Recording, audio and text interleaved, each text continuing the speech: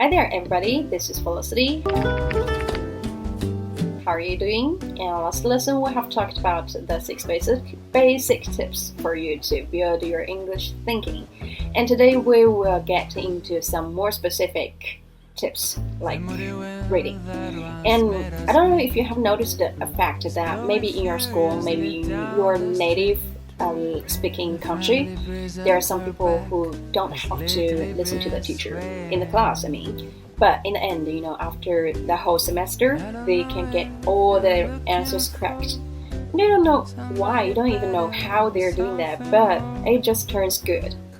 And then there are some other people who have never been abroad, or who doesn't have like a foreign teacher, but still they can have the perfect pronunciation, making you feel like, oh my god, this person, he speaks so native and he speaks so fluent that it feels like he, at least he has been living abroad for a couple of years. Why? That relies on something we call a sense or a feeling of English. And how can you get this feeling? How can you have this general sense of speaking of English? And reading is the answer. Some people may wonder that reading is actually really boring. I just want to speak, I just want to speak fluent English. And why should I read? I don't want to read. So imagine that speaking is like the lips, speaking is the lips, speaking is all these those beautiful fancy colors you can see on a tree, but you don't want the trunk. Can it be possible? No, of course. So let's just say reading is your trunk. You have to read enough to get a deeper understanding of the language. So ask anybody that nearby you, that is close to you, if they are good at English. Have they read so many literature? Have they read any articles? I bet the answer would be yes, because you have to read enough articles, literature, novels, or some social media videos, so that you can get a better understanding of the English language. And there are actually different forms of literature. So we have fictions, we have non-fictions, and only if you know when and where you say these words can you know when to speak that words, right? You can't say like this word is used generally in a thesis, in an essay, and then I put it into my oral English. That will make you feel like weird. One thing that reading a large range of books and literature and articles is to help you get the feeling like when is weird or when it's not. So that's a point.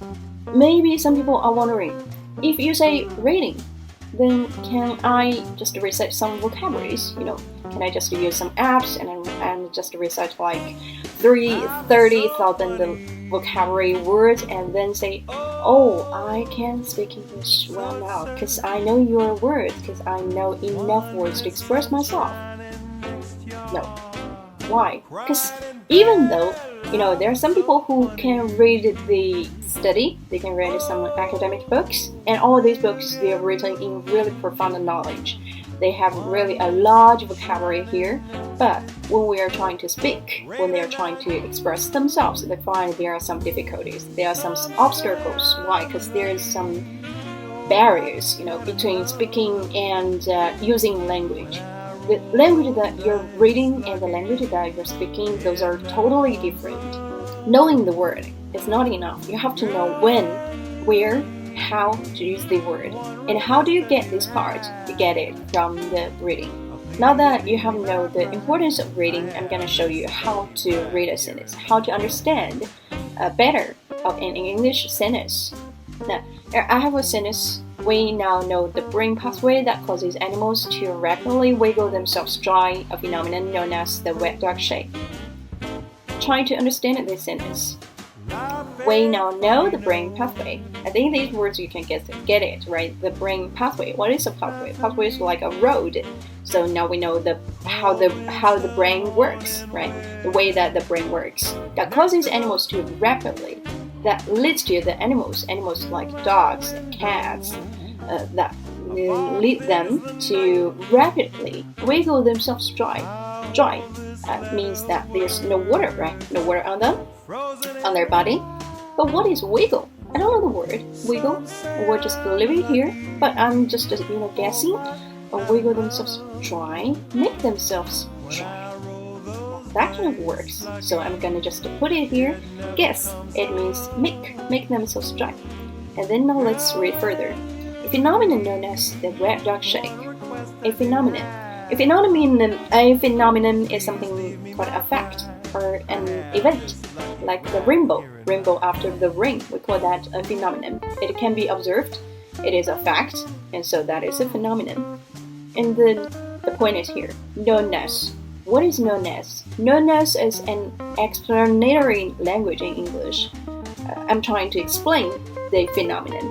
So which means the part that I'm gonna talk about later, it has similar meaning as the one I mentioned before.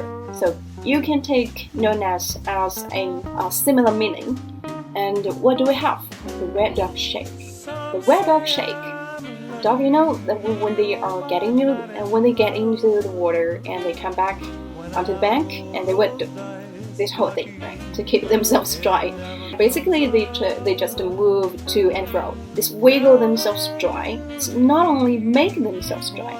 They are trying to use some specific behavior. They have some specific movements here. And what is a movement? The movement is shake. So now I guess I have a more specific guessing about the word wiggle, which I think maybe it is similar to shake. And now we get back to the sentence to say if that makes sense. We now know the brain pathway that causes animals to rapidly wig themselves dry.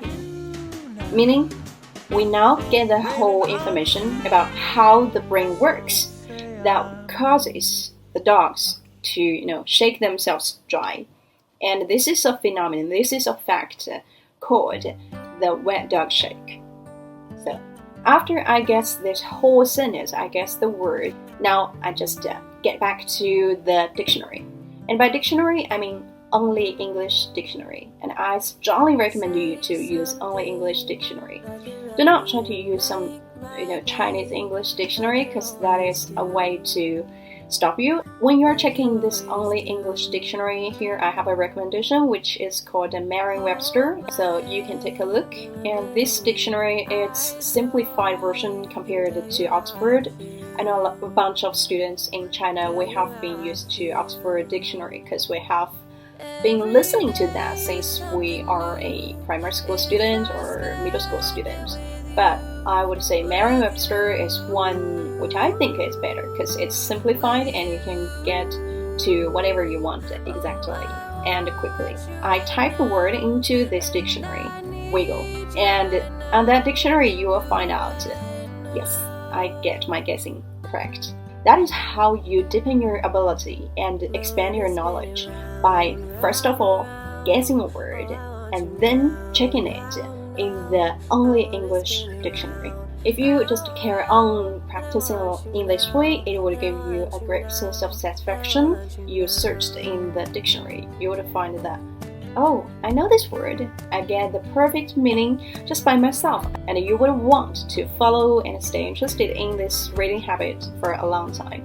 And the whole thing is just to keep me want to read more, guess more, and know more about how English works.